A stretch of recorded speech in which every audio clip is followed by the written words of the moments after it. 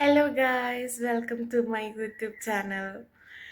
ഇന്ന് ഞാൻ കുറേ എക്സൈറ്റഡ് ആണ്, കുറച്ച് കൺസേൺഡ് ആണോ ടെൻഷനാണോ എന്താ പറയേണ്ടതെന്ന് എനിക്കറിയില്ല. കാരണം ഇന്ന് എൻ്റെ ഫസ്റ്റ് ഇൻ്റർനാഷണൽ ജേണിയാണ്. അതും ഒറ്റയ്ക്കാണ് പോകുന്നത്. അപ്പോൾ ആ ഒറ്റയ്ക്ക് പോകുന്നതിൻ്റെ കുറച്ചൊരു ഇതുണ്ട്. കാരണം അറിയാത്ത സ്ഥലമാണ്.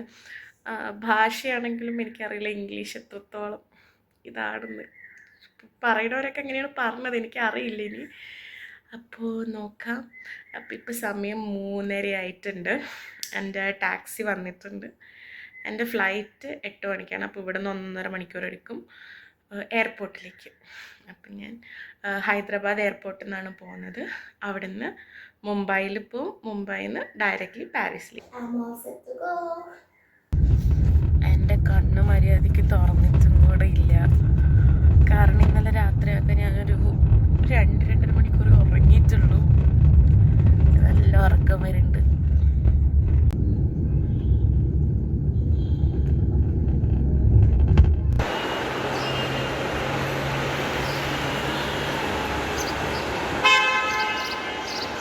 അഞ്ച് മണിയായി. ഞാൻ എയർപോർട്ടെത്തി. 8:30ക്കാണ് ഫ്ലൈറ്റ്. 7:45 ആണ് എൻ്റെ ബോർഡിങ് ടൈം.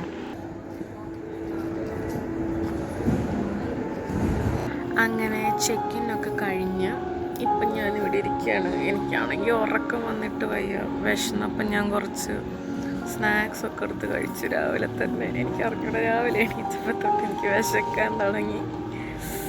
ഇനി 7:45 വരെ ഇങ്ങനെ ഇരിക്കണം. 7:45 ബോർഡിങ്. പിന്നെ എനിക്കിനി ഇവിടുന്ന് ഇമിഗ്രേഷൻ ചെയ്യില്ല. ഇനി ഞാൻ ബോംബെയിൽ നിന്ന് ഇമിഗ്രേഷൻ ചെയ്യുള്ളൂ. ഇമിഗ്രേഷൻ ചെയ്ത് എൻ്റെ സിം എടുക്കാമെന്നും പറഞ്ഞിട്ട് ഞാൻ മറന്നുപോയി. ഇനിയിപ്പോൾ അവിടെ പോയാൽ എന്താണെന്ന് അറിയില്ല. ഇവിടെ എനിക്കറിയാം അവിടെ നിന്ന് സിം കിട്ടുകയെന്ന്. ബോംബെ എയർപോർട്ട് ഞാൻ ഇതുവരെ പോയിട്ടില്ല. അപ്പോൾ സിം ഇനി എടുക്കാൻ മറക്കരുത്. അങ്ങനെ ഞാൻ വെയിറ്റ് ചെയ്ത് കുറച്ച് അറിയാണ്ട് ഉറങ്ങിപ്പോയി കഴിഞ്ഞപ്പോൾ അനൗൺസ്മെൻറ്റ് വന്നപ്പോൾ ഞാൻ എണീറ്റു. അങ്ങനെ ഫ്ലൈറ്റിൽ കയറി.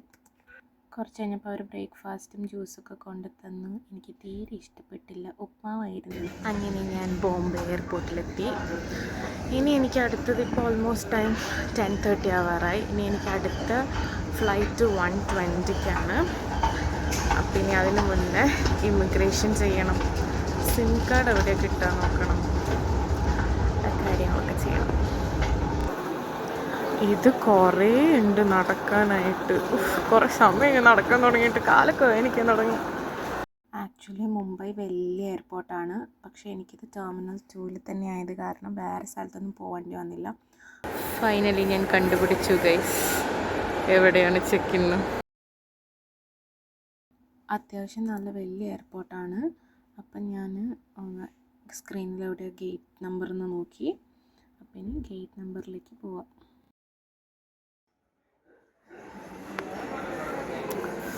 എൻ്റെ ഗേറ്റ് നമ്പർ 74 ആണ്. ഇനി അതിന് എത്ര നടക്കണമാവോ.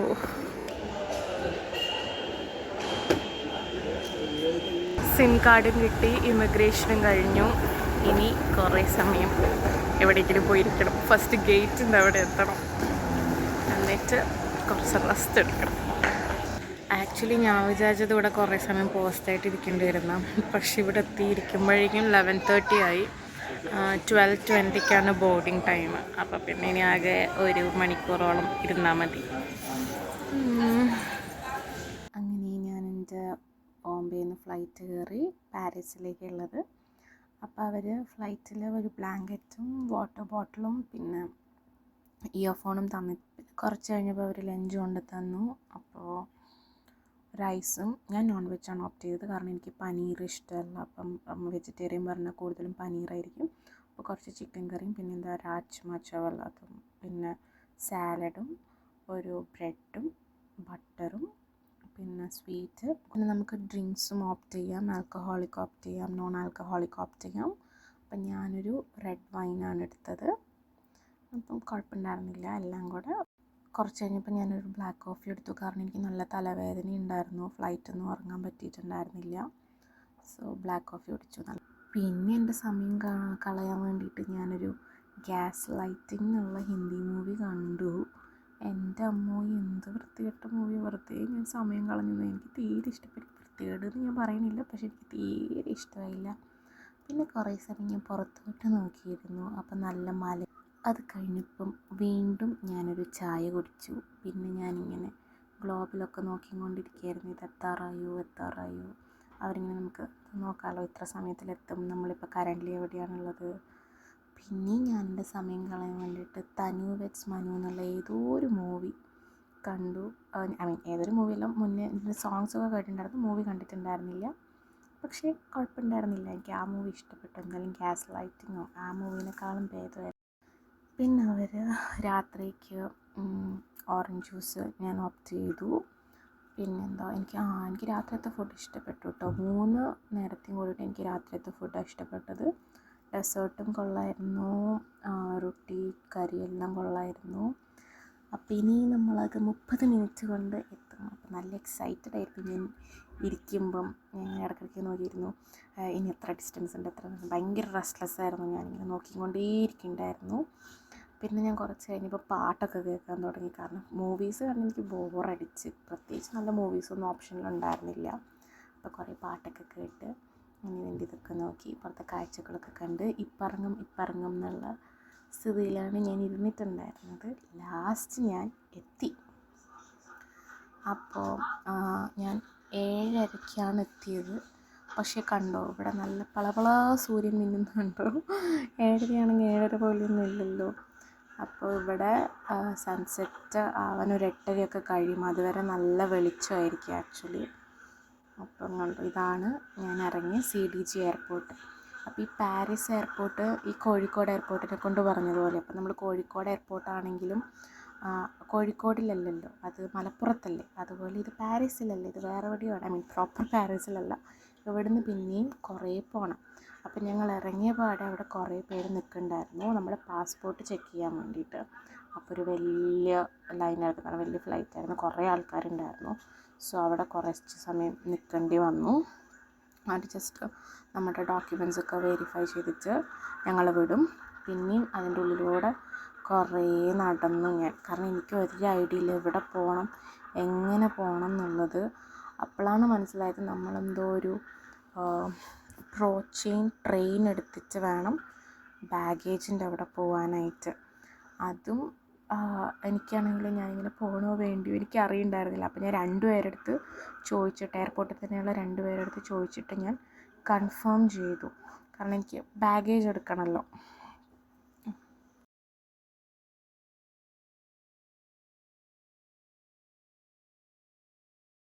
ഇതും വലിയൊരു എയർപോർട്ടാണ്. ഞാൻ കുറേ നടന്നു. എങ്ങോട്ടാണ് പോകേണ്ടതെന്ന് വലിയ ഐഡിയ ഇല്ലല്ലോ.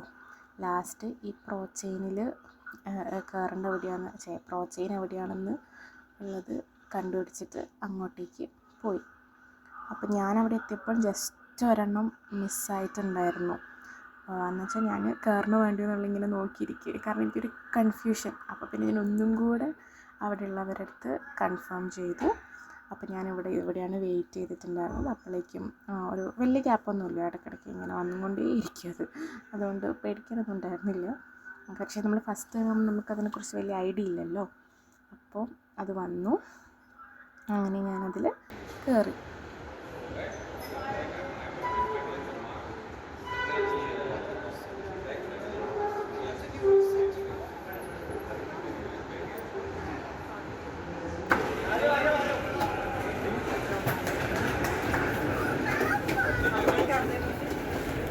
അപ്പോൾ ഇവിടെ ഇറങ്ങിയിട്ട് ഇമിഗ്രേഷൻ ഉണ്ടായിരുന്നു.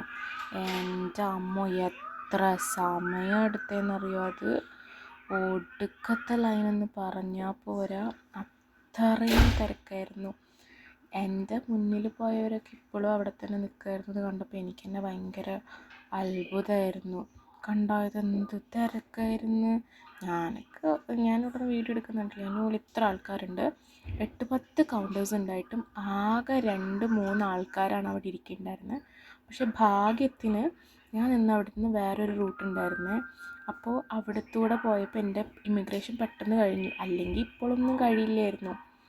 ലാസ്റ്റ് ഞാൻ എയർപോർട്ടിൻ്റെ പുറത്തിറങ്ങിയത് 10:30 ആയി. എൻ്റെ അമ്മോ, ഇനിയിപ്പോൾ ഇവിടെ നിന്ന് ഞാൻ ബാഗേജ് കളക്ട് ചെയ്യാൻ വേണ്ടി പോകണം. ഇനിയിപ്പോൾ ബാഗേജ് എപ്പോൾ കിട്ടുക എന്നുള്ളത് നോക്കിയിരുന്നു. പക്ഷേ ഭാഗ്യത്തിന് ബാഗേജ് അപ്പം തന്നെ വന്നു. അധികം ടൈമൊന്നും എടുത്തിട്ടുണ്ടായിരുന്നില്ല. പിന്നെ ഞാനിങ്ങനെ മെട്രോ തപ്പി പുറത്ത് കടന്നു. അങ്ങനെ മെട്രോ കയറി. അപ്പോൾ ഇവിടുത്തെ മെട്രോ സിസ്റ്റം ഒക്കെ അറിയാൻ പറ്റി. അപ്പോൾ ഇവിടെ നിന്നൊരു 45 മിനിറ്റ്സ് ഉണ്ട്. അപ്പോൾ എൻ്റെ ഫ്രണ്ട് സിറ്റി യൂണിവേഴ്സിറ്റി ആയിരുന്നു പറഞ്ഞ അവിടെയാണ് താമസിക്കുന്നത്. അപ്പോൾ അവിടെയാണ് ഞാൻ ഗസ്റ്റ് അക്കോമഡേഷൻ ആയിട്ട് അവൻ അറേഞ്ച് ചെയ്തിട്ടുണ്ടായിരുന്നു. അപ്പോൾ അവൻ അവിടെ മാസ്റ്റേഴ്സിൻ്റെ സ്റ്റുഡൻ്റാണ്. അപ്പം ഈ മെട്രോ ഇറങ്ങിയിട്ട് ഇതാണ് ഈ സ്റ്റോപ്പ് കേട്ടോ. അപ്പോൾ ഇവിടെ ഇറങ്ങിയിട്ട് ഇതിൻ്റെ ഓപ്പോസിറ്റ് തന്നെ, വലിയ ദൂരമൊന്നും ഉണ്ടായിരുന്നില്ല. അവനും ഉണ്ടായിരുന്നു കൂടെ. അപ്പോൾ കാരണം എനിക്ക് അതിൻ്റെ ഉള്ളിൽ കിടക്കാൻ എന്തൊക്കെയോ ഈ പാസ് കാര്യങ്ങൾ അതൊക്കെ വേണമല്ലോ. അപ്പോൾ അവൻ അവിടെ വന്നിട്ടുണ്ടായിരുന്നു. അപ്പോൾ ഇതാണ് ആ ഏരിയ എന്ന് പറയുന്നത്. ഇവിടെ International Universitaire. This is D is called Du Paris, so Paris. So it's CIUP. So this is only for students. Yes, so this is only for student and you can say researcher. So in order to get a housing in CIUP, you either have to be masters or Continue. you have to be a master's, PhD, postdoc, researcher. You can't be a working professional. Or you can't be a bachelor student. Yeah, that's the good part of being in research. Even if you are 14 doing postdoc, you will still be considered as a student. We have some Yeah. people like that. So the tram, Yeah, true. Right. the one that we just came from, this one. So this is actually called RER. You can see it's in the top there. It's called RER. It is different from metro. Okay. So metro here is M. So wherever you see M, there'll be metro. Okay. Wherever there'll be RER, you will have an RER. Then the tram. So apart from this, you have the bus. Okay. And all of them are in the same ticket. Like you don't have different tickets. It's the same card, it's the same ticket. And it's unlimited, as I told you.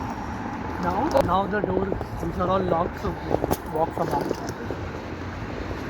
And so the CIUP, so first of all, just to tell you, there are 12 metro lines.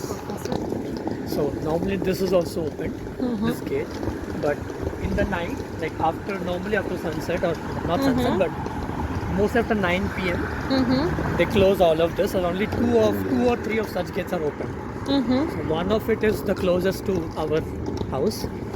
So CIUP, it is a place, it is a student residence of 44 houses, 44 countries. For example, this house is the US house. So this is run by the US embassy, etc. etc. So Like wherever this- you are living is only for Indian? Yes. So I am in the Indian house. So Great. it's completely for Indians.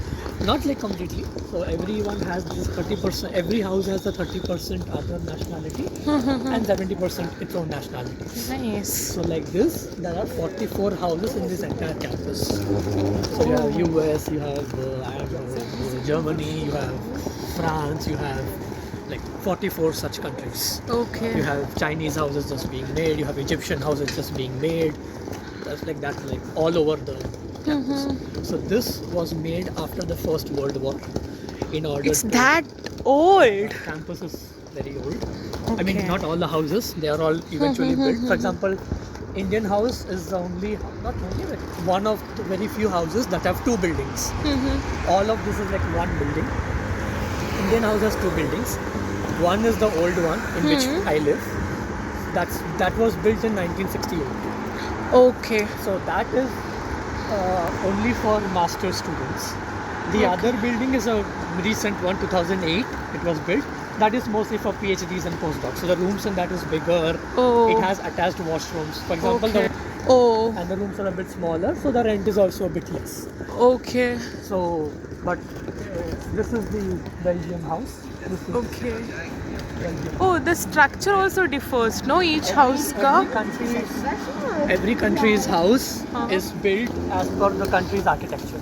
Oh, that's So good. you will have a Japanese. I'm excited to see how's Indian architecture. I mean, it's not there. Oh, There are balconies. okay. But as Indian, I don't know Exactly. because we don't have one. we have one we have such. balconies, No, that too. honestly. Kerala is different. Your place is different. No, the concept of balcony is there. Concept of Because- balcony is there. Yeah, No, probably. In Yeah. no other house here has balconies. Oh, okay. Exactly.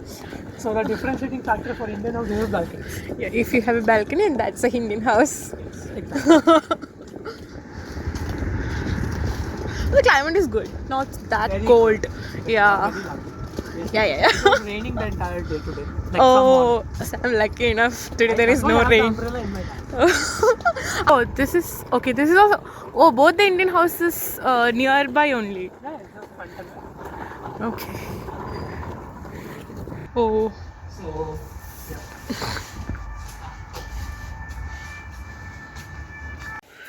See the head of the Eiffel. Where is the head of the Eiffel? Yeah. So if you're in one of these rooms, you can see from the balcony. Okay. And if I have someone who's awake, I'll try to ask them to show you. So these are the next rooms that you can see, which I'm not supposed to see, but okay. And I am shooting also, which is not supposed to see. What can I do? Yeah. The rooms are designed like that. Okay. And there are couple rooms also for married, so it's like they are 25 meters square. Oh. This is a stadium, the 4 lights that you can see. I And normally see. here you can have, you see like football league matches Oh. and stuff like that. In fact, Paralympics will be happening here. Some of them, some of the games will be Okay. happening here this year, this July. Nice. In this area, that house is the Moroccan house. Oh. Gather information just for a one night. Okay. This is Swiss house. Swiss house. It's very easy to distinguish, no? Because it's completely different from each other. I mean, we get even sometimes we think which is this, which is that. Okay. Partly. No, So- not the name I'm saying, but it's easily distinguishable between each. What is that? Grand garden. No, in French, what is it is called? Called Grand, which is Grant, but they Okay. spell it as Grand.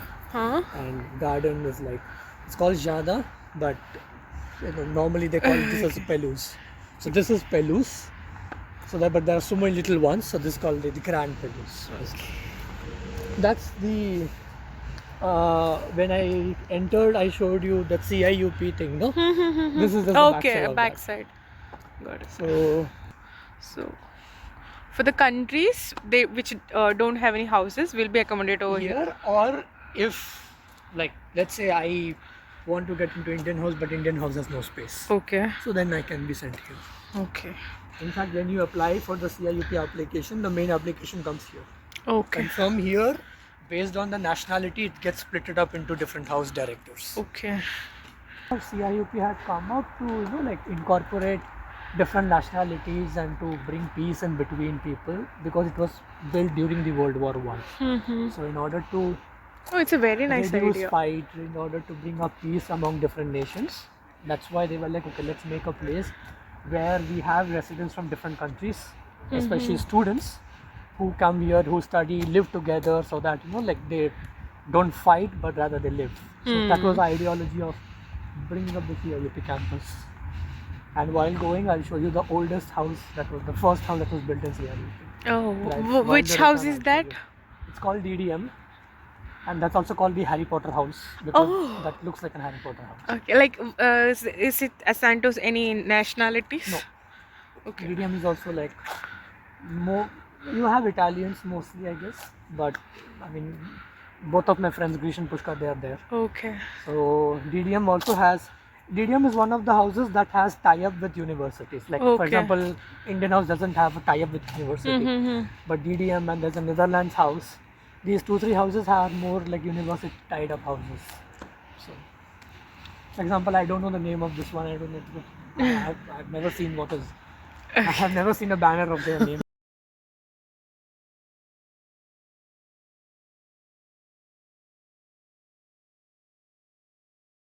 And you were saying no, like certain countries don't have any Yeah, houses over here. Like why? just their governments didn't fund it. Oh, okay, that country. Yeah. For example, the houses that our Indian houses, it's built by the Indian government. Oh, It's okay. under the Indian embassy. So for Pakistan and all, they don't have They don't it. have it. Yeah. Got it. 1968 and 2008, it was inaugurated by the Indian government, the Indian embassy. And the one which is newly, Yeah, 2008. 2008 it is. Yeah. Okay. So it's all under. It's not under Indian government. It's not under the embassy also. But of course, it is in some sense. Some kind of not tie up, I can say, I mean, but there is a yeah. control of Indian embassy, it's just not direct. Yeah. Because it also comes under. It's a complicated thing. It is under CIUP. It is under the French ministry. It's under the. It's very nice, but it's not. I can record it on video. It's dark. Seriously, this looks like Harry Potter house only.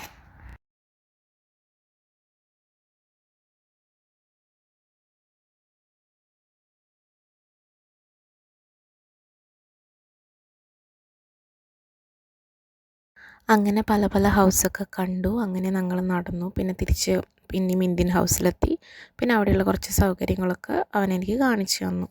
അപ്പോൾ ഇത്രയൊക്കെ ഉള്ളൂ. ഞാൻ കുളിച്ച് വന്നപ്പോഴാണ് ഓർത്തത് ഞാൻ video wind up ചെയ്തില്ല. അത് വൈൻഡപ്പ് ചെയ്യാൻ മാത്രമുള്ള സംഭവങ്ങളൊന്നും എടുത്തില്ല. അവിടെ ഇവിടെയുള്ള കുട്ടി കുട്ടി ക്ലിപ്സാണ് ഞാൻ എടുത്തത്.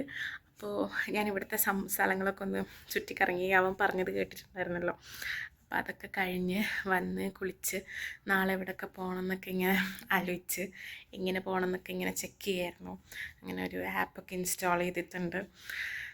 എന്താണെന്ന് അറിയില്ല. എനിക്കിവിടെ വരുമ്പോഴുള്ള ടെൻഷൻ എന്താണെന്ന് വെച്ചാൽ ഒറ്റയ്ക്ക് വരുന്നതോ പോവേണ്ടതോ ഒന്നുമല്ല. പക്ഷേ അവിടെ നിന്ന് ഞാൻ ഇങ്ങോട്ട് ഒറ്റയ്ക്ക് വരണമെന്ന് പറഞ്ഞപ്പോഴും ഇപ്പോൾ ഇവിടെ വന്നപ്പോൾ അവൻ പറയണത് നമ്മുടെ കയ്യിലുള്ള സാധനങ്ങളൊക്കെ അവർ സ്നാച്ച് ചെയ്തുകൊണ്ട് പോവും, റോബറി ചെയ്യും എന്നൊക്കെയായിരുന്നു. അതിൻ്റെ ടെൻഷനാണ് എനിക്ക്. അവൻ തന്നെ പറഞ്ഞു അവർ ഗ്രൂപ്പായിട്ട് പോയ സമയത്ത് അവരുടെ ഒരു കുട്ടിയുടെ കയ്യിൽ നിന്ന് ഒരാൾ അവരുടെ മുന്നിൽ വെച്ചിട്ട് അടിച്ചുകൊണ്ട് പോയി. അതെങ്ങനെയാണെന്ന് വെച്ചാൽ അവർ പറഞ്ഞു 4 പേരാണ് വരിക അത്ര. ഐ മീൻ ഗ്രൂപ്പായിട്ട് എന്തോ ആണ് വന്നത്. എന്നിട്ട് സാധനം കൊടുക്കാൻ പറഞ്ഞാൽ കൊടുക്കാണ്ടിരിക്കാൻ പറ്റില്ലല്ലോ. നമുക്കറിയില്ലല്ലോ ആരുടെ കയ്യിൽ എന്തൊക്കെയാണ് ഉള്ളതെന്നുള്ളത്. അപ്പോൾ ഇതൊക്കെയാണ് ഈ സംഭവങ്ങൾ. പക്ഷേ ഈ സെറ്റപ്പ് എനിക്ക് ഇഷ്ടമായിട്ടോ. പല നാഷണാലിറ്റീസ് വന്നിട്ടുള്ള സംഭവങ്ങൾ. അങ്ങനെയൊക്കെ ഇതൊക്കെയാണ് ഇന്നത്തെ കലാപരിപാടിയുണ്ട്. പിന്നെന്താ ഇത്രയൊക്കെ തന്നെയുള്ളൂ. ഇനിയിപ്പം നാളെ നോക്കാം. എനിക്ക് ഉറക്കമൊന്നും വരണേ ഇല്ല. ഉറക്കമൊക്കെ ഇവിടെ പോയാവോ. ഇനിയിപ്പം നാളെ ഡോരയുടെ പ്രയാണം തുടങ്ങണം. കിഡ്നാപ്പൊന്നും ചെയ്യില്ല. കാണാണ്ടായി പോകാണ്ട് തിരിച്ചെത്തിയാൽ മതിയായിരുന്നു ഞാൻ. അപ്പം അതൊക്കെയാണ് ഞാൻ പറഞ്ഞല്ലോ. ഇതിൻ്റെ ഒരു കൺസേണാണ് എനിക്ക്. സ്നാച്ചിങ്, റോബറി, വേറെ അല്ലാത്ത പ്രശ്നമൊന്നുമില്ല. അപ്പം അത്രയൊക്കെയുള്ളൂ. അപ്പം വീഡിയോ ഇഷ്ടമായെങ്കിൽ ആ 3 സാധനങ്ങൾ ചെയ്തേക്കാം. എല്ലാവരും പറയണ പോലെ ഞാൻ പറഞ്ഞ് ബോറടിപ്പിക്കുന്നില്ല. അപ്പം അത്രയേ ഉള്ളൂ. Thanks for watching. Bye bye.